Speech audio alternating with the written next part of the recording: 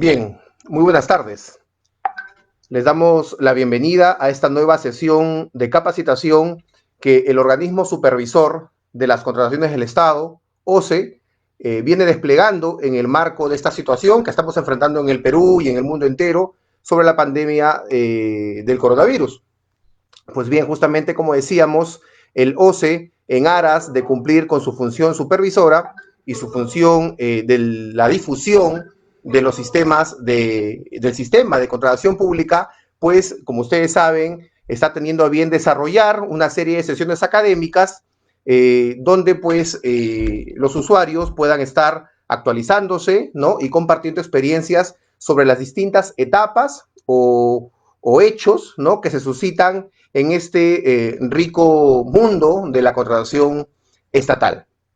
Mi nombre es Steven Flores Olivera, soy abogado y me desempeño actualmente como vocal del Tribunal de Contrataciones del Estado, específicamente como miembro de la cuarta sala del tribunal. El día de hoy he sido convocado para disertar con ustedes el tema que están apreciando en la diapositiva, relacionado a la solución de controversias durante el procedimiento de selección.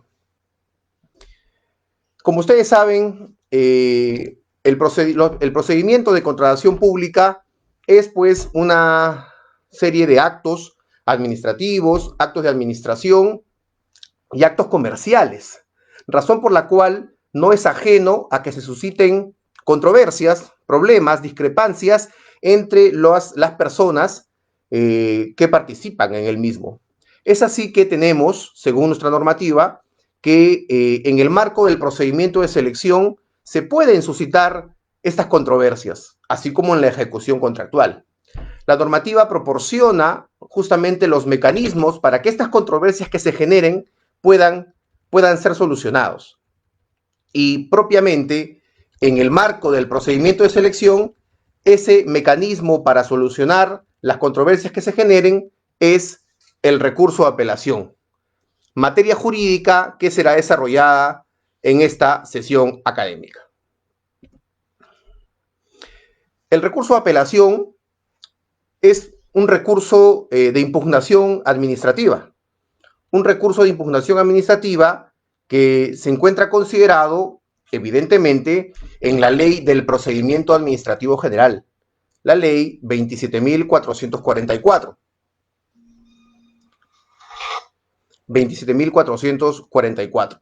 Como ustedes saben, la Ley del Procedimiento Administrativo General contempla tres tipos de recursos administrativos, tres tipos de recursos impugnatorios para que los administrados puedan cuestionar las decisiones de la administración pública.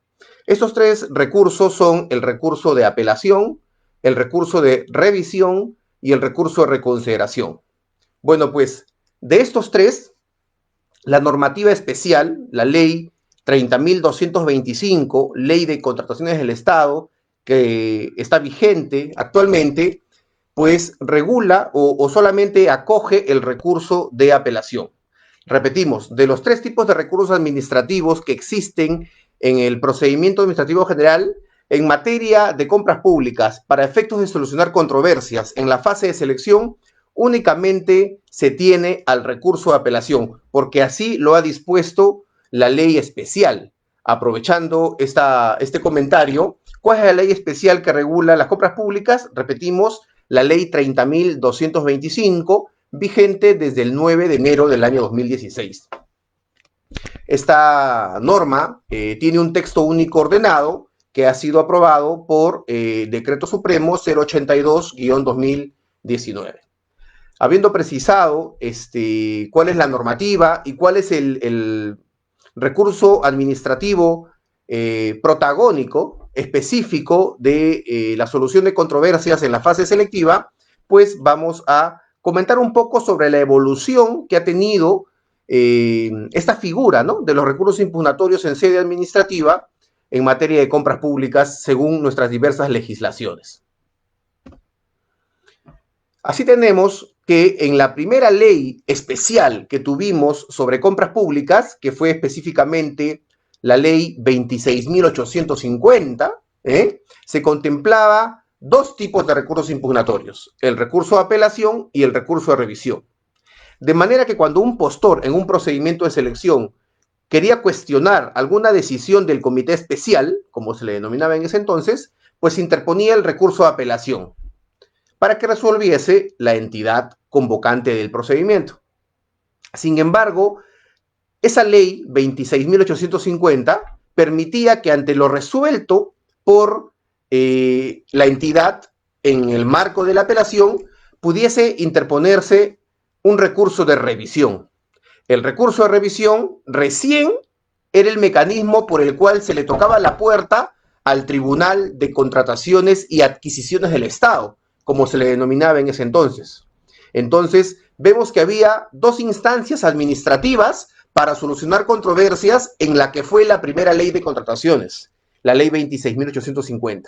Primero el recurso de apelación, y si el postor que apelaba no quedaba conforme contra lo que resolvía la entidad, podía ir vía recurso de revisión ante el Tribunal de Contrataciones y Adquisiciones del Estado, que en ese entonces pertenecía al ya desaparecido Consejo Superior de Contrataciones y Adquisiciones del Estado, Consucode. A lo mejor algunos de ustedes recuerdan al Consucode.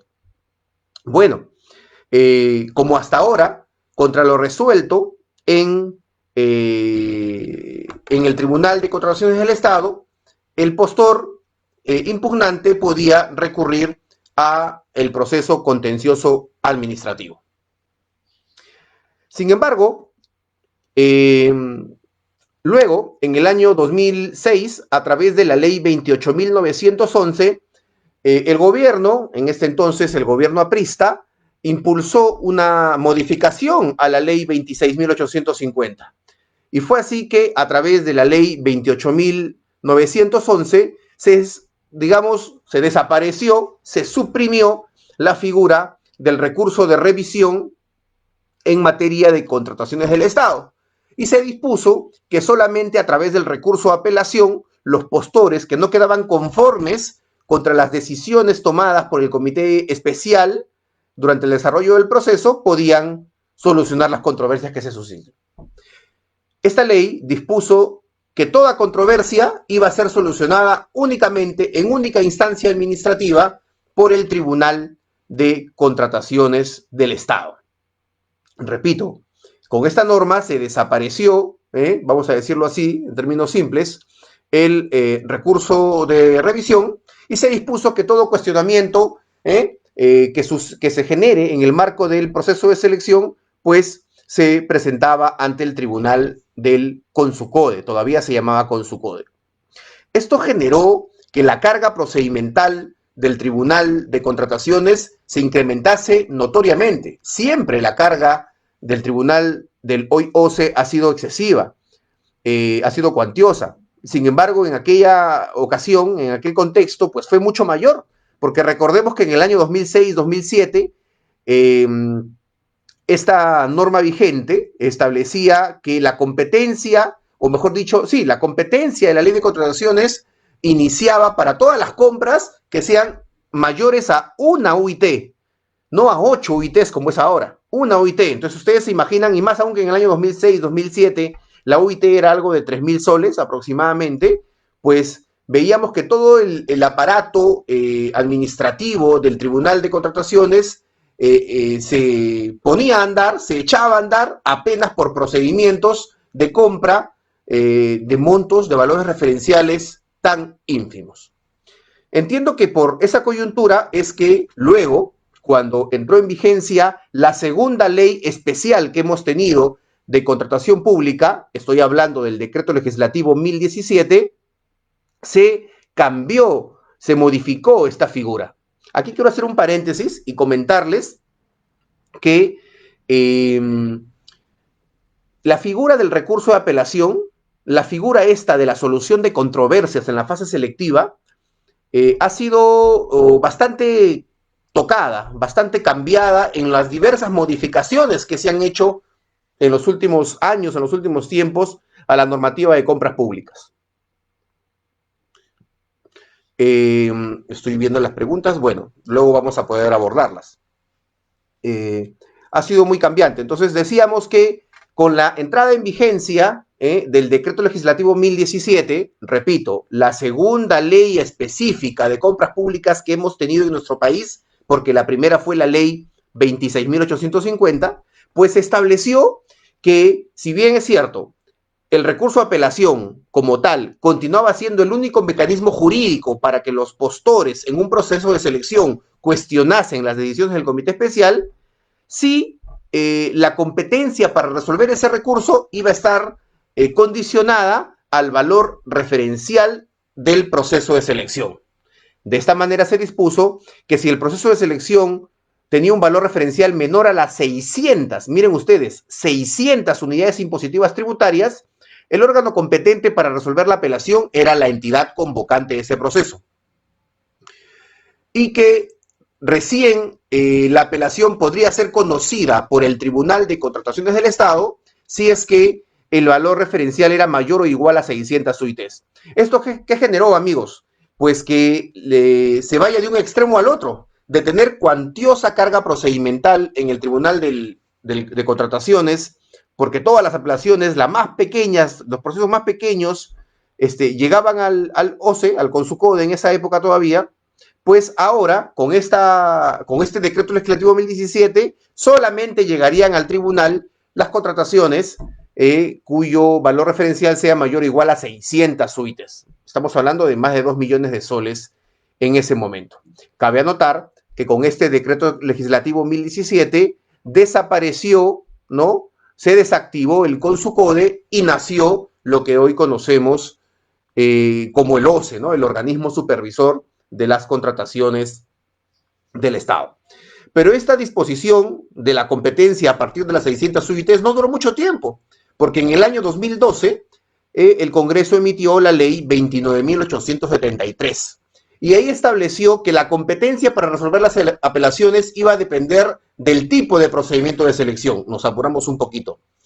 De manera que se estableció que las entidades públicas convocantes del proceso iban a resolver la apelación siempre que el tipo de procedimiento fuese una adjudicación directa selectiva o una adjudicación de menor cuantía, y que la competencia del tribunal se daría solamente en el marco de licitaciones públicas, concursos públicos y adjudicaciones directas públicas. Aquí cabe anotar, como comentario, que la figura de la adjudicación directa pública, la adjudicación directa selectiva y la adjudicación de menor cuantía ya no existen en nuestra normativa vigente.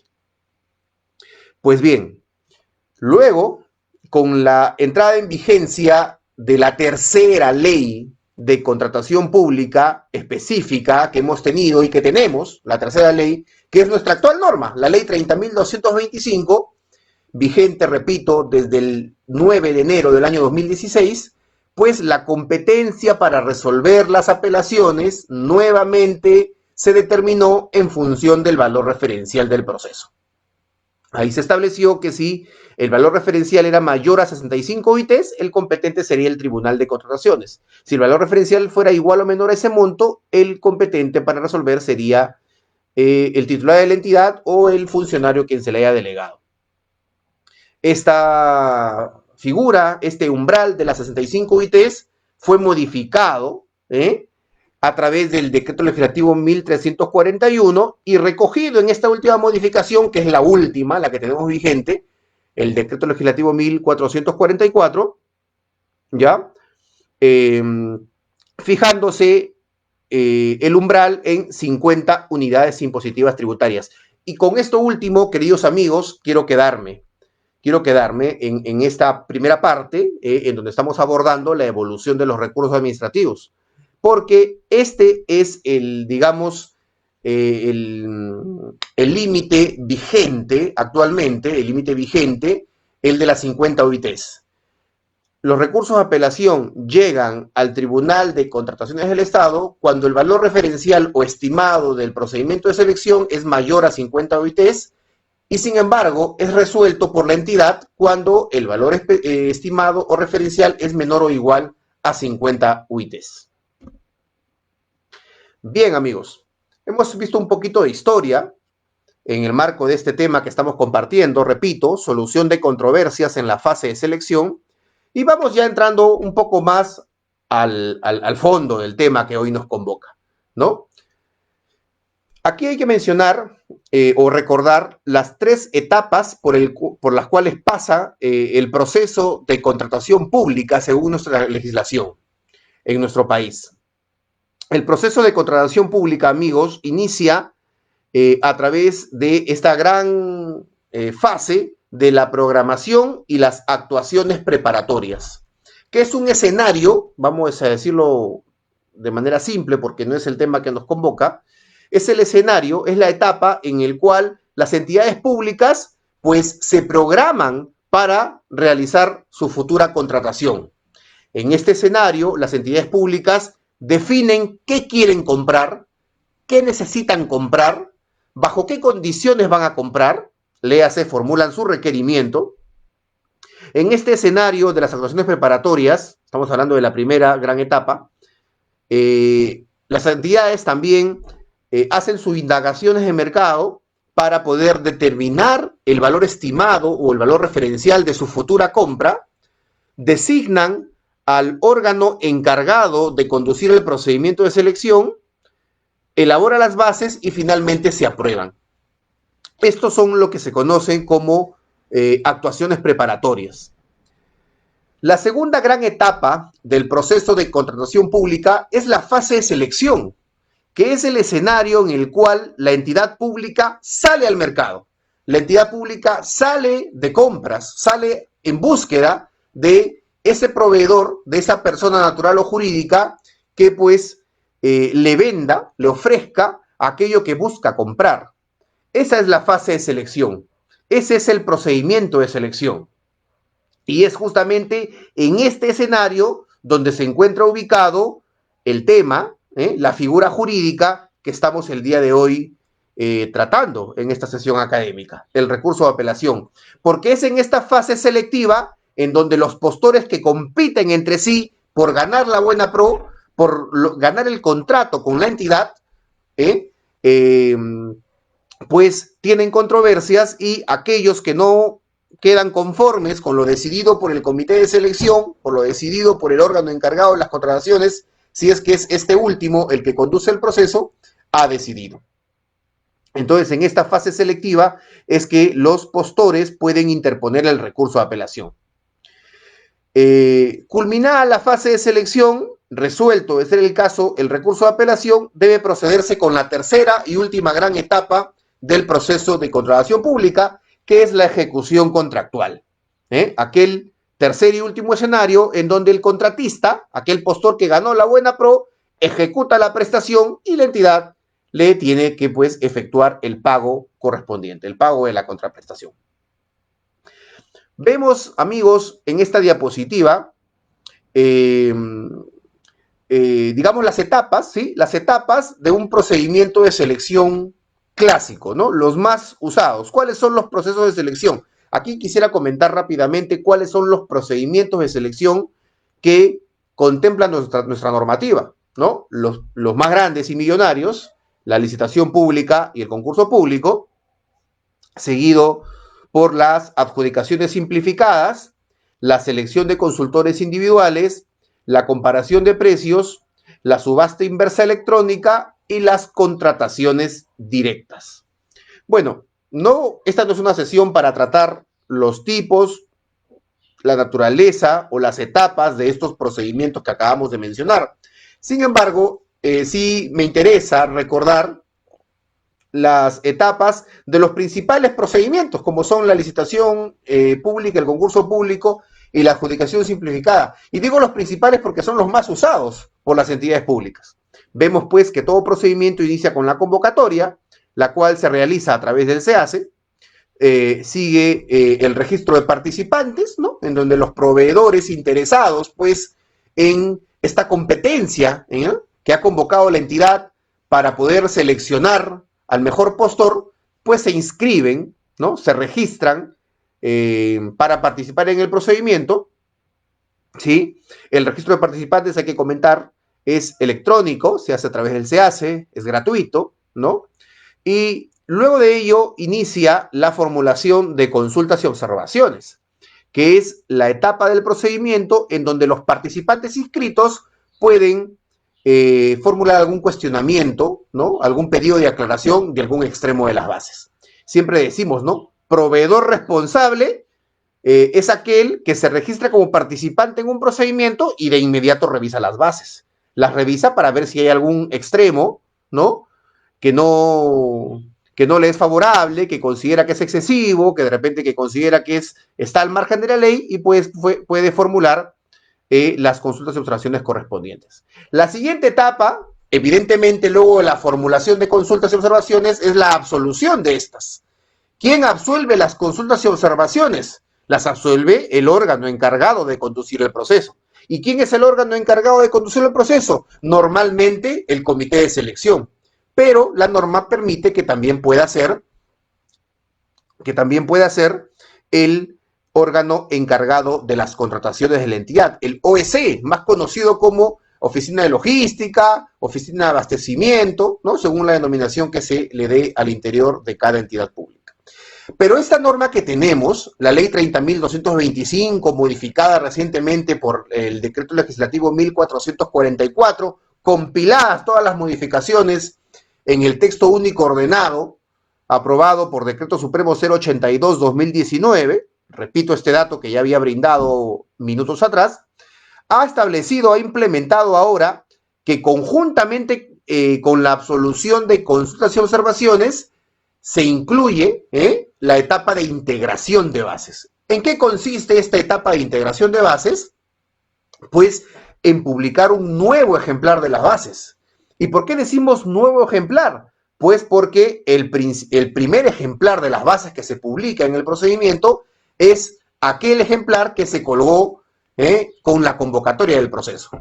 Y se tiene que volver a publicar un ejemplar denominado bases integradas porque en su texto tiene que integrarse, tiene que incluirse las modificaciones que se hayan producido como consecuencia de las consultas y las observaciones. Aquí hay que hacer un comentario muy importante. Ustedes aprecian en la diapositiva que debajo de este casillerito, donde dice absolución de consultas y observaciones e integración de bases, hay como una nubecita, ¿no? Una nubecita que dice elevación al OCE. Esto es muy importante comentar porque muchos usuarios confunden esta figura de la elevación de bases, de la elevación de las observaciones y consultas al OCE, lo confunden con el recurso de apelación, que es el tema que hoy nos convocan. No es igual la solicitud, ese trámite denominado, lo que consiste en la solicitud de elevación de bases al OCE, con el trámite del recurso de apelación. Porque recordemos que para solicitar este trámite, para iniciar este trámite, de elevación de bases al OCE, hay un plazo únicamente de 3 días que se cuentan a partir del día siguiente de absuelta las observaciones y la integración de bases. Además, el órgano del OCE competente para resolver esta solicitud es la Dirección de Gestión de Riesgos, la DGR del OCE, la cual tiene un plazo de 12 días para que emita el documento de respuesta a esta solicitud. Ese documento también tiene un nombre específico que es el de pronunciamiento. Pronunciamiento. En esos casos también la Dirección de Gestión de Riesgos, además de emitir el pronunciamiento, pues publica las bases integradas. Esto es muy diferente, repito, a la figura del recurso de apelación, porque el recurso de apelación es interpuesto luego del otorgamiento de la buena pro o luego de la fecha prevista para el otorgamiento según el calendario del proceso. Y además, el órgano del OCE que resuelve el recurso de apelación no es la DGR, no es la Dirección de Gestión de Riesgos, sino el Tribunal de Contrataciones del Estado. Bien, integradas las bases, las siguientes etapas, como estamos apreciando, es la presentación de ofertas, la cual se realiza a través del SEACE. Los participantes toman aquí la condición o la calidad de postores porque presentan las ofertas para que luego el comité de selección las evalúe, las califique y finalmente seleccione la mejor oferta y otorgue la buena pro. En este escenario de la presentación de ofertas, evaluación de ofertas, la calificación, hay mucho que comentar, pero no vamos a desviarnos del tema del día de hoy, que es el recurso de apelación.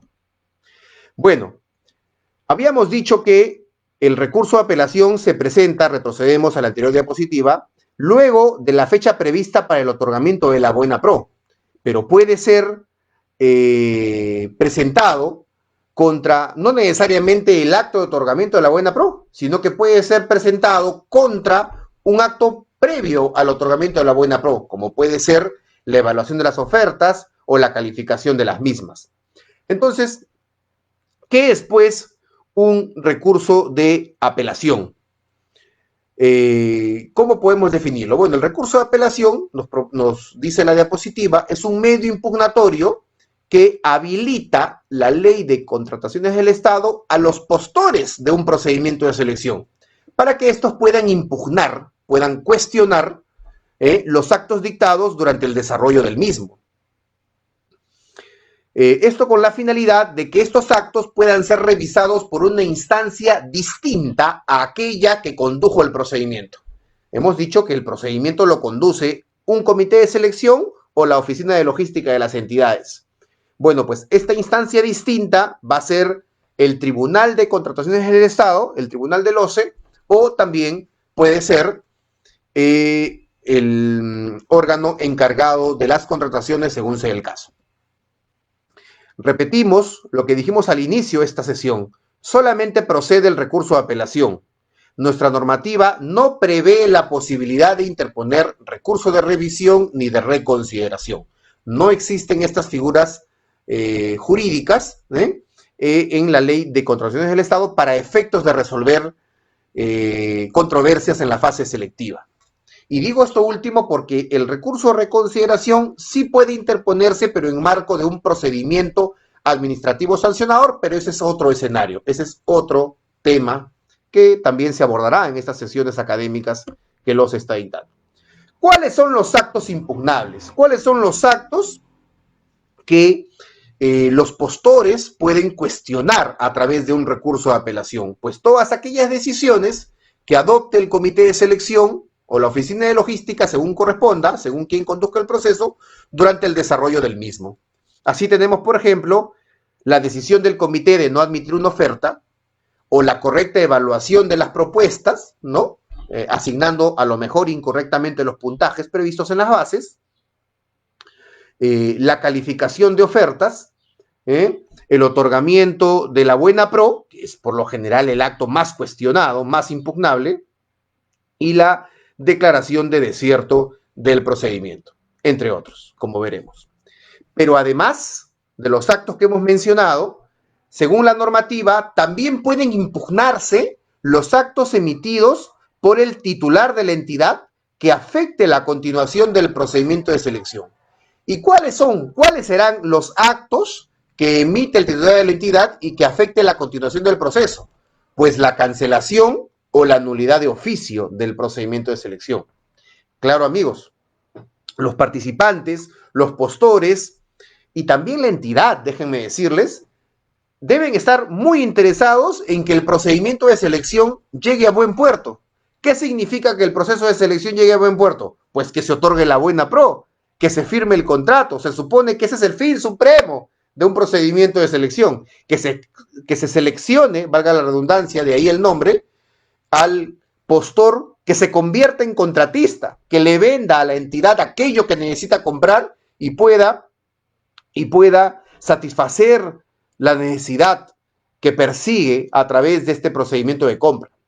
Bueno, pues ese procedimiento puede verse afectado por algún acto que emita el titular de la entidad, como puede ser la nulidad de oficio o también la cancelación del proceso, ¿no? Nota a pie de página, la cancelación del proceso no es un acto que necesariamente tiene que ser dictado por el titular de la entidad, en tanto que es, una facultad delegable. Bueno, estos actos, también son impugnables. Y aquí hay que hacer una salvedad, un comentario. Habíamos dicho que la competencia para saber quién resuelve el recurso de apelación dependía del valor referencial o estimado del proceso, ¿recuerdan? De manera que si el valor referencial o estimado era mayor a 50 UITs, la competencia de resolver recaía en el tribunal del OCE. Y si era igual o menor a ese monto, la competencia recaía en el titular de la entidad convocante. Bueno, pues, cuando se trata de impugnar alguno de estos actos que estamos mencionando ahorita en esta diapositiva, cancelación o nulidad, la competencia siempre va a caer en el Tribunal de Contrataciones del Estado y no así en el titular u funcionario competente de la entidad. ¿Por qué? Por simple lógica, amigos, porque es evidente que si lo que persigue un postor es cuestionar, impugnar la decisión del titular de declarar nulo un proceso o de cancelarlo, pues difícilmente va a estar cubierto de objetividad para resolver una apelación contra dicho acto. En ese sentido, es que se establece que en estos casos la competencia, sea cual fuere el valor referencial o estimado del proceso, siempre será del Tribunal de Contrataciones del Estado. Actos no impugnables. La normativa de contrataciones, Ley 30.225, recientemente modificada por el Decreto Legislativo 1444, establece también cuáles son los actos no impugnables, cuáles son aquellos actos que los postores no pueden apelar, no pueden impugnar. Y aquí tenemos la descripción de los mismos. Las actuaciones y actos de la entidad convocantes destinadas a organizar la realización de los procedimientos, léase las actuaciones preparatorias, los documentos del procedimiento y su integración, nos referimos aquí a las bases del proceso, las actuaciones materiales relativas a la programación de los procedimientos en el SEACE, las actuaciones materiales referidas a la inscripción de participantes y las contrataciones directas. Estos actos no son impugnables, no son apelables. ¿Cuál es el plazo? ¿Cuál es el plazo que tiene un postor para interponer su recurso de apelación? Interponer el recurso de apelación para cuestionar, repetimos, esa decisión del comité con la que él no está de acuerdo. Bueno, para apelar cualquier acto anterior a la buena pro y el propio otorgamiento de la buena pro, el plazo es de 8 días hábiles, contados a partir del día siguiente del otorgamiento de la buena pro. 8 días hábiles siempre que el procedimiento de selección sea una licitación pública o un concurso público. El plazo será de 5 días hábiles si es que se trata de una adjudicación simplificada, de una selección de consultores individuales, de una comparación de precios o de una subasta inversa electrónica. Nota a pie de página, el plazo será de 5 días si es que el valor estimado de la subasta inversa electrónica se corresponde al valor estimado de la que sería una adjudicación simplificada. Porque si el valor estimado de la subasta inversa electrónica se corresponde con lo que sería una licitación o concurso público, pues el plazo será también de 8 días. ¿Y cuál es el plazo para cuestionar algún acto posterior al otorgamiento de la buena pro?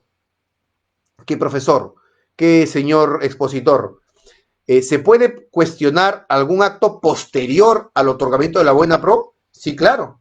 Por ejemplo, que después de otorgada la buena pro, la entidad decida dejar sin efecto la buena pro otorgada o declare la pérdida automática de la buena pro y el postor que había ganado no se encuentre de acuerdo con esa decisión.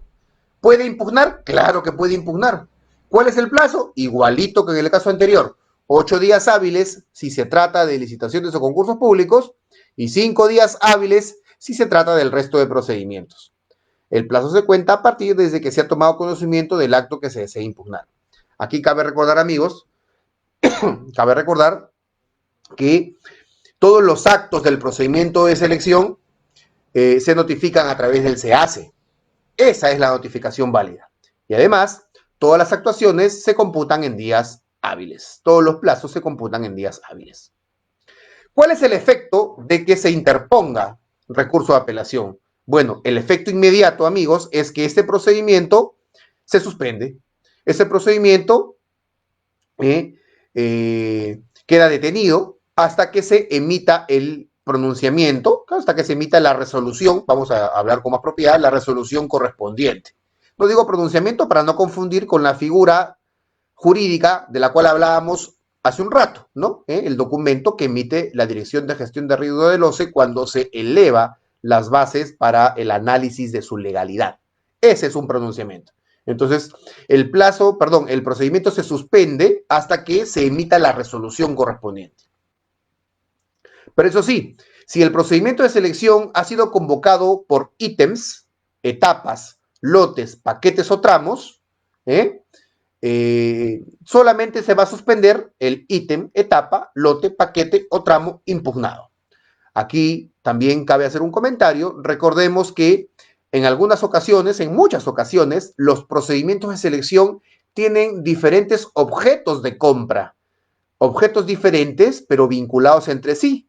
Y para efectos de un orden o gestión adecuada, las entidades los clasifican por ítems. Eso es un procedimiento por ítems, etapas, lotes, paquetes o tramos, ¿no? En esencia.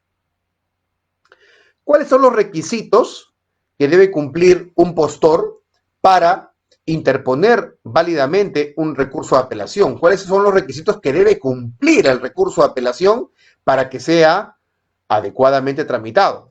Lo primero es que sea presentado, en el caso que las entidades sean las competentes, en caso se trate de un procedimiento cuyo valor estimado o referencial sea igual o menor a 50 OITs, pues tiene que ser presentado ante la unidad de trámite documentario de la entidad convocante. Pero si la competencia va a recaer en el Tribunal de Contrataciones del Estado, pues el recurso tiene que presentarse ante la mesa de partes del tribunal, o ante alguna oficina desconcentrada del OCE a nivel nacional. Recordemos que el OCE tiene presencia en las diferentes regiones del país a través de sus oficinas desconcentradas. Ustedes pueden ubicar sus datos, las direcciones de la oficina desconcentrada del OCE en su correspondiente región en la página web del organismo supervisor de contrataciones del Estado. Cierro paréntesis, ¿sí? Y seguimos, ¿no? El segundo requisito para la admisibilidad de un recurso de apelación es, pues, la identificación del impugnante, sea persona natural, sea persona jurídica, o sea un consorcio, el postor que pretenda impugnar. ¿Qué es un consorcio? Vale aclarar. Como sabemos, un consorcio es la, vamos a decirlo así, asociación, ¿no? El acuerdo de dos o más proveedores que deciden presentar una oferta conjunta en un procedimiento de selección. Entonces tiene que identificarse el nombre del impugnante, sea persona natural, jurídica o consorcio. Tiene que identificarse también, número 3, la nomenclatura del procedimiento. Claro, tiene que señalarse, ¿no? Este recurso de apelación, se interpone en el marco de la licitación pública número tal del año 2020, convocada por la entidad fulana de tal para adquirir tales bienes, o para contratar tal servicio, o para contratar tal ejecución de obra, ¿no? Identificar la nomenclatura del procedimiento de selección que se pretende apelar, que se está pretendiendo impugnar. Número 4, petitorio. El petitorio del recurso con la determinación clara y concreta de lo que el impugnante está solicitando. Señor presidente del Tribunal de Contrataciones del Estado, interpongo recurso de apelación contra la no admisión de la oferta que presenté, contra la incorrecta evaluación de ofertas, contra el indebido otorgamiento de la buena pro, contra la indebida declaración de desierto del procedimiento de selección. Tiene que señalarse con determinación, de forma clara y concreta, lo que está solicitando, lo que está peticionando el recurrente, el impugnante. 5. Fundamentos de hecho y de derecho, por supuesto. Fijado el petitorio, pues corresponde que el recurrente señale los fundamentos de hecho y los fundamentos jurídicos que amparan su pretensión, ¿no? Fundamentos de hecho. Por ejemplo, señor presidente, que con fecha 15 de febrero del 2020, la entidad Municipalidad Distrital X convocó la licitación pública tal para la adquisición de equipos de equipos médicos, ¿no? Que con fecha tal se llevó a cabo la evaluación y calificación de ofertas en la cual el comité de selección decidió arbitrariamente no admitir mi oferta sobre pretexto de que no había legalizado la carta de compromiso del personal clave que presenté para efectos de cumplir con el requisito de calificación tal, ¿no? O no admitir mi oferta porque no adjunté el formato número tal, el anexo 3 de las bases, ¿no? Así, señalar los fundamentos de hecho. Y por supuesto los fundamentos jurídicos. Decíamos el extremo de la ley de contrataciones o el extremo de la ley aplicable al caso concreto que estaría amparando, ¿no? La pretensión del impugnante. 6. Las pruebas instrumentales que favorezcan o que sustenten mejor lo pretendido por el impugnante. 7. La garantía. ¿Qué es la garantía? La garantía del recurso de apelación. La normativa de contrataciones del Estado establece, esta y las normativas que han ido derogándose con el tiempo, que los postores que apelen tienen que presentar una garantía. ¿Qué garantía? ¿Qué clase de garantía? ¿Qué es la garantía? Vamos a decirlo en términos simples. La garantía es un compromiso económico que ofrece el impugnante para hacer ver que su pretensión no es absurda, que su pretensión tendría sustento, que si está con su recurso generando que se suspende el proceso, es porque lo que aquel busca es algo ajustado a derecho, es amparable. Porque, amigos, evidentemente al suspenderse el procedimiento de selección, la entidad está viendo demorada la satisfacción de su necesidad. El fin público perseguido va a demorar en ser satisfecho. Lo ideal, entonces, sería que no ocurran actos que atenten contra la celeridad de la compra. Sin embargo, como es perfectamente legal que los postores impugnen aquellos actos que consideren contrarios a derecho, es que se permite la figura del recurso de apelación. Pero para esto la norma exige que el postor impugnante ofrezca pues una garantía. Ahora más adelante vamos a hablar más detenidamente de esta figura, de la garantía. Otro requisito de admisibilidad es la firma del impugnante, lógicamente. Tiene que estar suscrito el escrito, el recurso de apelación, por el representante legal o el apoderado del impugnante o por el representante común, en caso del impugnante sea un consorcio, en caso del postor sea un consorcio. Además, firmas simples del escrito y de los recaudos para la otra parte. Aunque ahora el recurso de apelación se presenta de manera electrónica. Vamos a comentar al respecto también más adelante. Finalmente, no es un requisito de admisibilidad, ya no lo es, pero sí lo era y por eso lo mencionamos acá, la autorización de abogado. Y es que el recurso de apelación, según la normativa, no exige una defensa cautiva. Ya no es un requisito de admisibilidad. Evidentemente los postores recurren asesorados, y eso es válido, eso creo que es adecuado, por un abogado, por un letrado, ¿no? Sin embargo, la firma, ¿no? La firma del letrado no es exigible como requisito de admisibilidad. Aquí está lo de la garantía. Decíamos que la garantía se otorga para poder interponer válidamente el recurso de apelación, ya sea ante la entidad o ante el tribunal del OCE. El impugnante se supone que está garantizándole con ello a la administración, léase el tribunal del OCE o léase la entidad, de que su recurso no es un capricho, de que su recurso no busca entorpecer el proceso de compra, de que su recurso tiene un porqué, tiene un sustento, y por eso le toca la puerta a la autoridad para que revierta aquello que fue decidido, supuestamente de manera arbitraria, por el comité. Por eso es que se exige la presentación de una garantía. Esta garantía equivale al 3% del valor estimado o valor referencial del procedimiento. Sin embargo, en ningún caso el monto de esta garantía puede ser mayor a 200 unidades impositivas tributarias.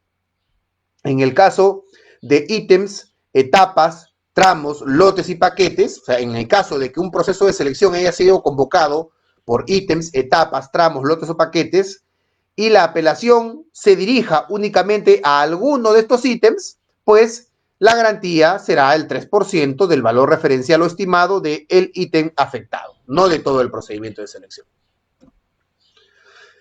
La garantía tiene que cumplir con algunas características, como por ejemplo ser incondicional, solidaria, irrevocable y de realización automática al solo pedido de la entidad o del tribunal.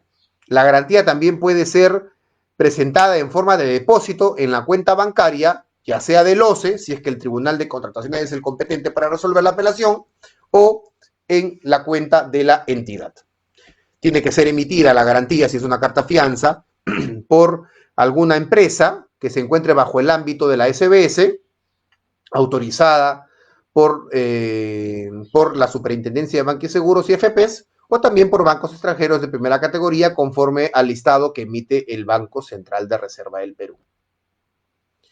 La garantía, cuando consiste en una carta fianza, pues tiene un plazo de expedición. Los bancos te la expiden con un plazo.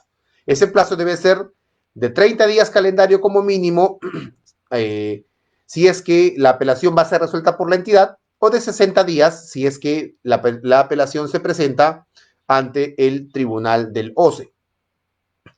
El postor impugnante está obligado a renovarla oportunamente y el efecto de la no renovación se ejecuta a resultas del recurso de apelación. ¿Cuándo se ejecuta y cuándo se devuelve? Recordemos que la garantía es eso, una garantía que ofrece el impugnante. Decíamos que la ofrece bajo la lógica de demostrarle a la entidad de que su apelación no busca entorpecer o demorar vanamente el proceso de compra. Por eso, si es que la entidad o el tribunal le termina dando la razón al impugnante, le declara fundado, o por lo menos fundado en parte, la pretensión, pues le va a devolver esa garantía, le va a devolver este dinero que dio en garantía. Ahora, la normativa también establece que procede que se devuelva la garantía, procede la devolución de la garantía cuando el órgano resolutor decide que el proceso está viciado, que el proceso tiene un vicio de nulidad. En ese caso, también procede que se devuelva la garantía del impugnante.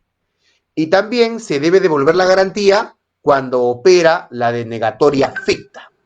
¿Qué es la denegatoria ficta? Vamos a comentar esto último, ¿no? La denegatoria ficta es una figura jurídica que se produce o que implica la denegación de la pretensión del recurrente, de la pretensión del impugnante, pero no una negación justificada o expuesta en un documento, sino ante el vacío o silencio producido por no haber resuelto oportunamente el órgano encargado el recurso impugnatorio. Es decir, si el tribunal del OCE o la entidad a cargo de tramitar el proceso de impugnación no emite su resolución dentro del plazo correspondiente, dentro del plazo que la ley le asigna para resolver y notificar su decisión, pues va a operar la denegatoria ficta. Decimos ficta porque como no se ha producido una resolución, no se ha respondido al impugnante con un documento fáctico, es ficto, por eso es ficto. Y se le llama denegatoria porque implica que el impugnante asuma que su pretensión ha sido denegada. Ah, profesor, entonces, o señor expositor, entonces, eso implica que si la pretensión se entiende denegada, el recurso es infundado. No vamos a llamarle infundado, porque no ha habido un pronunciamiento expreso de la administración, no ha habido un pronunciamiento expreso ni del tribunal ni de la entidad, en caso opere la denegatoria ficta. Pero justamente por esa demora, justamente por ese silencio que nadie quiso, se obliga, ¿no? Va a estar obligada entonces el tribunal del OCE o la entidad de devolverle la garantía al impugnante. En esos casos es que la garantía se devuelve, ese dinero se devuelve. Pero también hay supuestos en que la garantía se va a ejecutar. Va a haber supuestos en que el impugnante va a perder ese monto de dinero, que por lo general es un monto importante, reconocible, ¿no? Y pues el tribunal de contrataciones va a decidir, o la entidad ¿no? En caso sea un proceso, repetimos, cuyo valor sea igual o menor a 50 OITs, va a finalmente ejecutar esa garantía en su favor. ¿Y cuándo ocurre esto? Pues cuando el recurso se declara improcedente. De repente porque el postor apeló fuera de plazo. De repente porque el postor interpuso su apelación contra un acto inimpugnable, improcedente. Entonces, también cuando el recurso se declara infundado. Es decir, cuando se aborda el tema de fondo, analizado el tema de fondo, se concluye que el impugnante no tenía razón. En ese caso, el recurso es infundado y se ejecuta la garantía. También cuando no se renueva oportunamente la carta fianza, la carta fianza ofrecida como garantía, o cuando el impugnante se desiste. ¿Se desiste, señor expositor? ¿Es posible eso? Sí, es posible que el impugnante se desista, como veremos ahora. Como veremos ahora, sí. Se desista, de la pretensión que buscaba a través del recurso de apelación. En esos casos se ejecuta el 100% de la garantía. Aquí hay que comentar unos aspectos importantes. El recurso de apelación se va a declarar improcedente por falta de interés para obrar. Si es que el postor que impugna el proceso, ¿no? Por ejemplo, la adjudicación de la buena pro, ha sido un postor cuya oferta no fue admitida o ha sido descalificado y no cuestiona previamente tales hechos. Y es que, claro, amigos, el recurso de apelación tiene que tener un orden, una secuencia lógica, pero no tan solo lógica, sino amparada en la ley. Por eso, para poder interponer válidamente un recurso de apelación, el impugnante tiene que tener capacidad legal y tiene que tener interés para obrar. Por ejemplo, si un postor, si la oferta de un postor, me corrijo, no fue admitida por el comité de selección, mal haría en interponer un recurso de apelación únicamente o directamente contra el otorgamiento de la buena pro. Decimos que mal haría porque previamente a cuestionar el otorgamiento de la buena pro, ese postor tiene que cuestionar la no admisión de su oferta. Esto quiere decir que en su escrito de apelación tiene que redactar, tiene que abordar primero todos los cuestionamientos, todos los extremos, todas las aristas relativas a demostrar que fue indebidamente no admitido, que el órgano resolutor debe disponer que se le readmita la oferta, que sea admitida la oferta en su proceso, para después cuestionar recién el otorgamiento de la buena pro. Si no lo hace así, el recurso de apelación va a ser declarado improcedente. Otra consideración importante que comentar es que para resolver el recurso, en caso este sea presentado ante el titular de la entidad, ¿no? Ante la entidad convocante, este debe contar con la opinión del área legal y técnica, cautelando que en la decisión no intervengan los servidores que participaron en el procedimiento de selección. Por otra parte, hay que mencionar que si el tribunal del OCE, por ejemplo, advierte de oficio, algún vicio de nulidad en el trámite del procedimiento, pues debe correr traslado a las partes para que éstas se pronuncien sobre este aparente vicio, sobre este posible vicio. De manera que no puede el tribunal declarar directamente la nulidad de oficio del proceso si es que antes no ha corrido traslado a las partes para que éstas expongan su posición ante este aparente vicio de nulidad detectado por el tribunal. Este requerimiento de pronunciamiento por parte del impugnante, del adjudicatario, de la entidad, o sea, de las partes interesadas, pues se realiza mediante decreto notificado a través del SEACE. Sin perjuicio de ello, también el tribunal puede hacer este emplazamiento en la audiencia pública que se desarrolle. ¿Cuáles son los requisitos de procedibilidad de un recurso de apelación? Habíamos abordado los requisitos de admisibilidad, pero también existen los requisitos de procedibilidad, los cuales son analizados por el Tribunal de Contrataciones cuando emite su resolución antes de abordar el tema de fondo. el primer requisito de procedibilidad es que sea interpuesto ante órgano competente. Eso es muy importante, muy importante.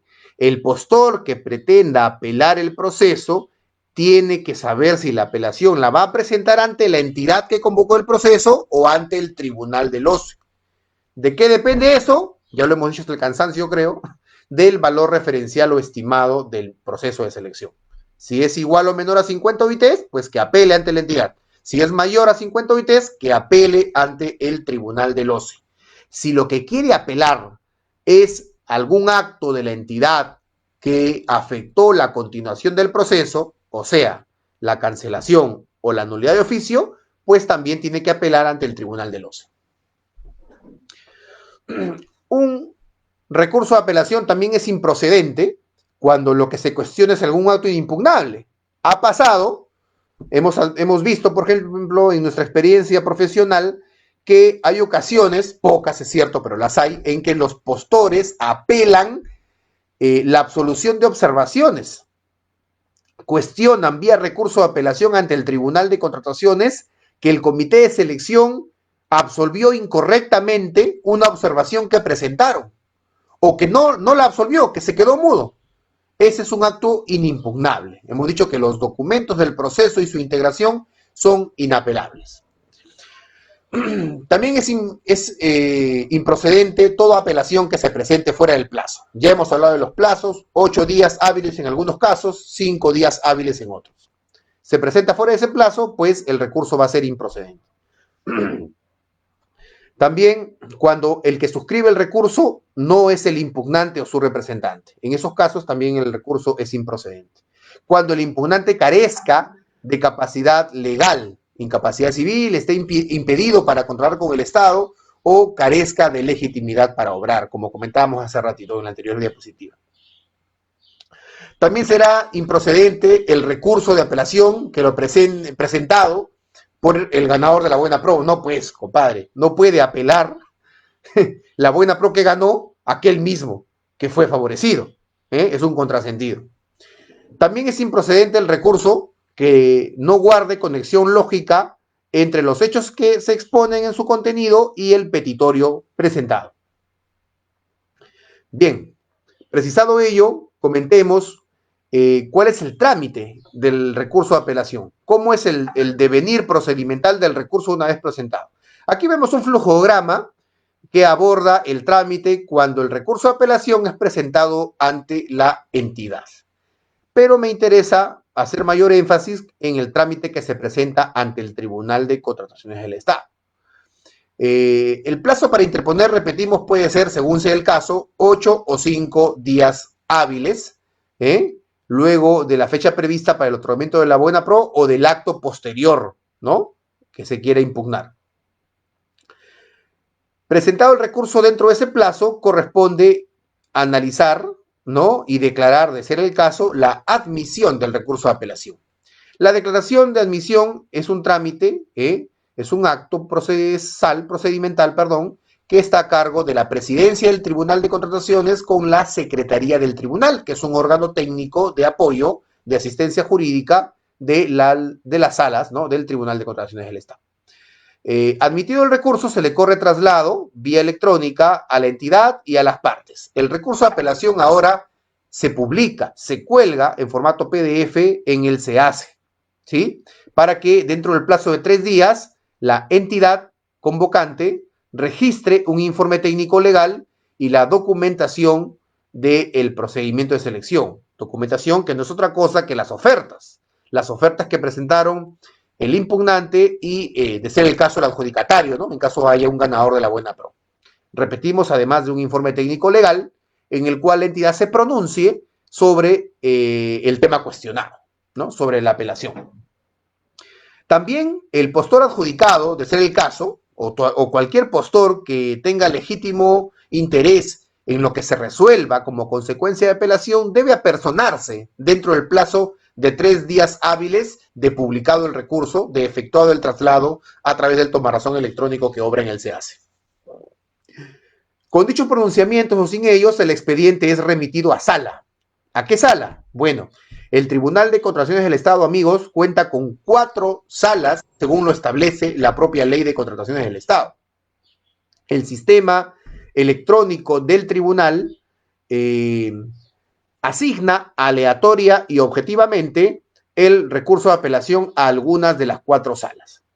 El tribunal, propiamente la sala en la cual haya recaído el recurso, tiene un plazo de 5 días hábiles, ampliables hasta 10, para analizar el recurso de apelación, estudiarlo, evaluarlo. En ese plazo de hasta 10 días hábiles, la sala puede solicitar información adicional a las partes o inclusive a terceros, y también convoca una audiencia pública para que las partes vengan y comparezcan ante los vocales.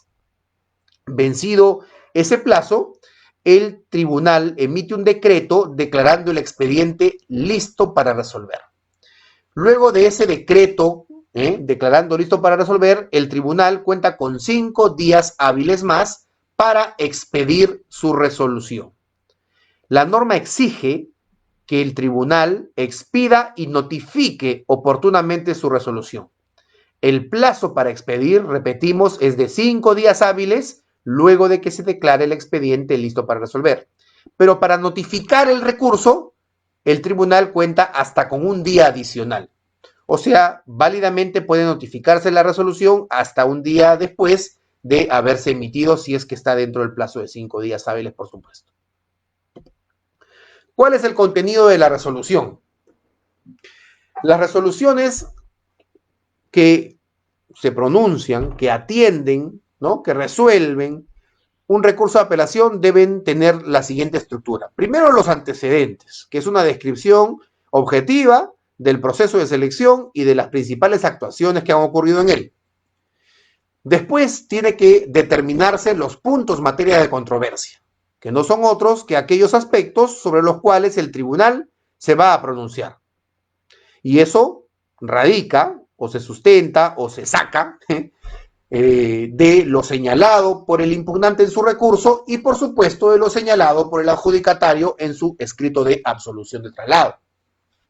Luego viene lo más importante, la carnecita, el análisis jurídico de los puntos en controversia. Ahí, en ese extremo, en esa parte de la resolución, pues el tribunal determina quién tiene la razón, ¿no? ¿Quién tiene la razón? O también, en caso el tribunal advierta condicionalidad, pues en ese extremo es donde va a esbozar, va a señalar los argumentos para justificar la declaración de nulidad que va a emitir. Y finalmente el pronunciamiento, que es la parte resolutiva. ¿Cómo puede darse ese pronunciamiento? Ya hemos dicho, declarando fundado o infundado o improcedente el recurso, o aceptando el desistimiento, o también declarando la nulidad del proceso. También, pero este es el peor supuesto, cuando opere la denegatoria ficta. Figura que evidentemente no debe darse, ¿no? Es lo normal que no se dé. El desistimiento, decíamos hace rato, es aquella decisión del impugnante de retirar, vamos a decirlo así, su pretensión, de retirar su recurso de apelación, retirar en sentido figurado, porque el recurso ya ha sido presentado, pero nos referimos a que, como el nombre lo indica, desiste de su pretensión.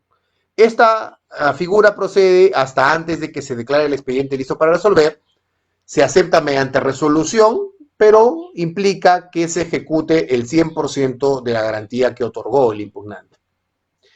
Contra lo resuelto por el Tribunal de Contrataciones del Estado, ya no cabe ningún tipo de impugnación en sede administrativa. Lo resuelto en el recurso de apelación, ya sea por el Tribunal del OCE, si este fue el competente, o por la entidad, si esta fue la competente, agota, amigos, que quede claro, agota la vía administrativa. El postor que impugnó ante la entidad no puede ir hacia el tribunal para cuestionar lo que resolvió la entidad en su resolución. No puede ir. Porque como ambos supuestos, ambas resoluciones agotan la vía administrativa, solamente cabe la acción contencioso-administrativa ante el Poder Judicial. la presentación de una demanda contencioso administrativa no suspende la ejecución de lo resuelto por el tribunal del OCE o la entidad, de ser el caso, ¿no? Solamente podría suspenderse estos efectos si es que el juez expide una medida cautelar. Pero esto es un tanto más difícil. Amigos, como ustedes bien saben, estamos, y lo dijimos al inicio de la exposición, estamos en todo el mundo, está la humanidad entera enfrentando una pandemia que está generando pues pérdidas humanas, que es lo más preciado que se tiene, y también pérdidas económicas, cuantiosas para todos los estados. El Perú no está siendo ajeno a esta pandemia, no está siendo ajeno a esta situación, y por eso es que cuando inició iniciaron todos estos hechos, inició esta pandemia, cuando llegó al Perú, el gobierno nacional tuvo a bien disponer que se declare en emergencia sanitaria y en emergencia en general a toda la República, ¿sí? Esto trajo como consecuencia que los procesos, que los plazos de los procedimientos de selección que conducen las entidades del Estado, pues se verán suspendidos, porque todas las actividades económicas, públicas y privadas, tuvieron que suspenderse porque se dispuso el distanciamiento social como medida para prevenir los contagios indiscriminados de esta pandemia, ¿no? Del COVID-19, del coronavirus. Bien, es así que en ese contexto, el gobierno, mediante el Decreto Supremo 08-2020, publicado en el Peruano el 11 de marzo, declaró la emergencia sanitaria. En el marco de esta emergencia, se dispuso la declaración de estado de emergencia, decisión que se materializó a través del Decreto Supremo 044-2020 y sus subsiguientes prórrogas. Eso ocurrió el 16 de marzo. Esto quiere decir, amigos, eso ha querido decir, eso ha implicado que desde el día lunes 16 de marzo del 2020, los plazos de los procedimientos administrativos y específicamente de los procedimientos de selección, que son los temas que nos abordan, y de los procedimientos de impugnación que se tramitaban ante las entidades y ante el Tribunal de Contratación del Estado, se vieran suspendidos. En el marco de esta suspensión de plazos, en el marco de esta cuarentena, como se le conoce comúnmente, el 3 de mayo el gobierno emitió el Decreto Supremo 80-2020, que dispuso la reanudación progresiva de las actividades económicas. En ese contexto, también, el 14 de mayo del 2020 se publicó en el Peruano el Decreto Supremo 103-2020, que fue complementado por la Resolución Directoral número 06-2020, emitida por la Dirección General de Abastecimiento del Ministerio de Economía y Finanzas, órgano rector en materia de contratación pública en nuestro país. ¿Qué dispuso este Decreto Supremo 103-2020 y esta resolución directoral de la DGA 06-2020? Pues que los plazos de los procedimientos de selección se reanuden. ¿A partir de cuándo? A partir del día siguiente de su publicación. Decíamos que estas normas se publicaron el 14 de mayo, eso quiere decir que los plazos se retomaron el 15 de mayo. Recapitulando, amigos, desde el lunes 16 de marzo hasta el jueves 14 de mayo del 2020, los plazos de los procedimientos de selección convocados antes del 16 de marzo, así como los procedimientos para perfeccionar los contratos, fueron suspendidos y se dispuso su reinicio a partir del 15 de mayo a través de este DS 103-2020 y de esta RD 06-2020, conforme hemos señalado.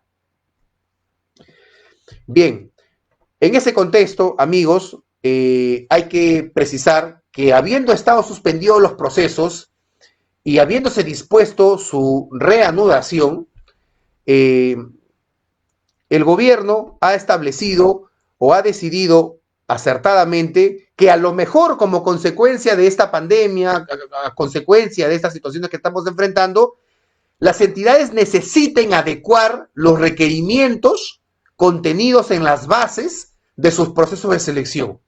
Porque claro, por ejemplo, si una entidad pública convocó un proceso para,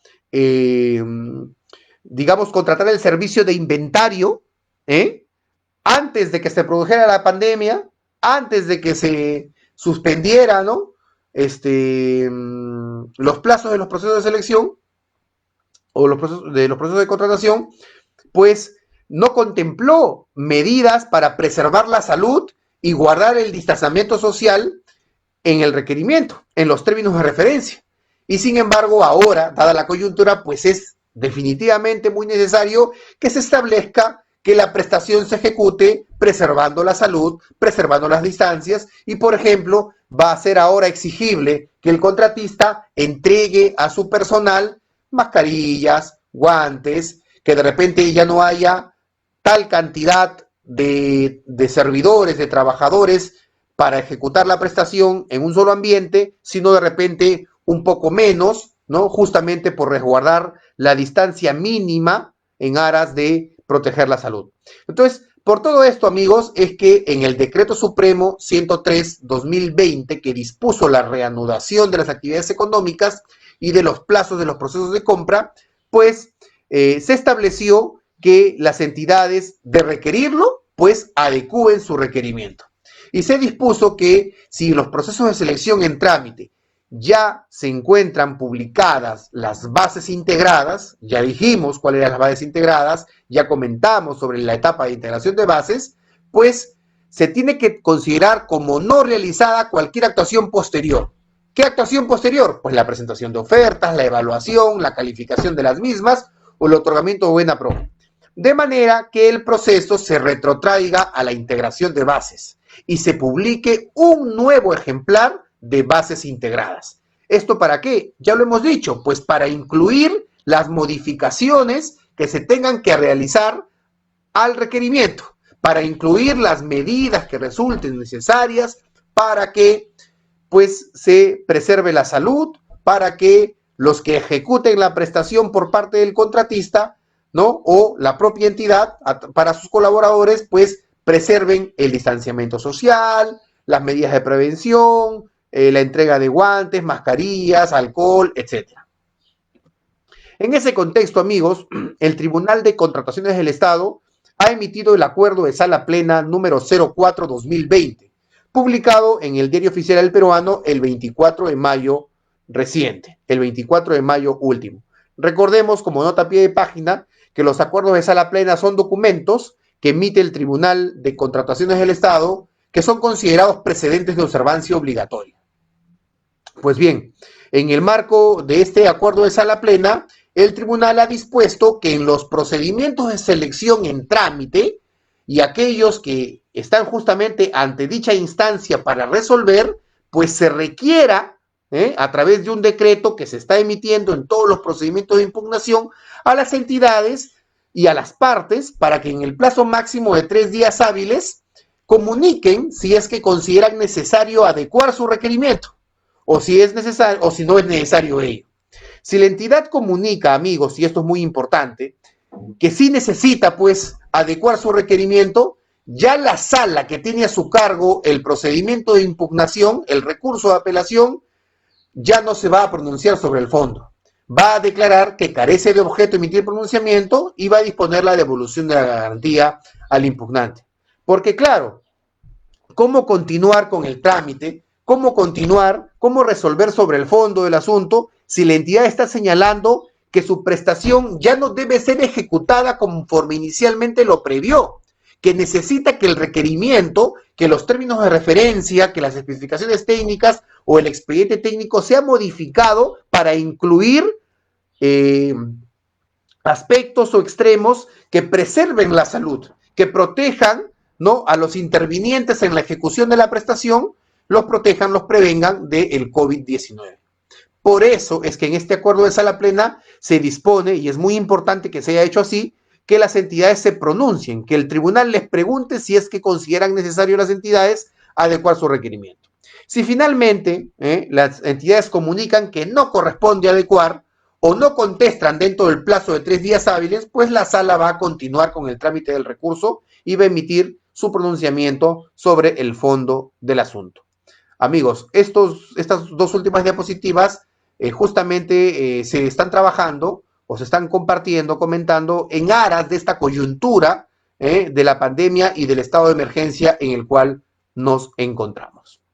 Amigos, espero que esta disertación, ¿no? Esta sesión académica haya sido de su agrado, haya sido ilustrativa para conocer un poco más sobre la solución de controversias, cómo se solucionan las controversias en la etapa selectiva y pues puedan los servidores públicos que nos escuchan, que nos siguen, conocer más sobre este trámite, los usuarios, los proveedores, los particulares también conozcan cómo interponer, de considerar lo necesario válidamente sus recursos de apelación. Hay algunas preguntas que se han producido y que aquí me la están compartiendo los amigos de la Subdirección de Desarrollo de Capacidades de algunas partes. Por ejemplo, dicen, ¿cuáles son los mecanismos más ventajosos?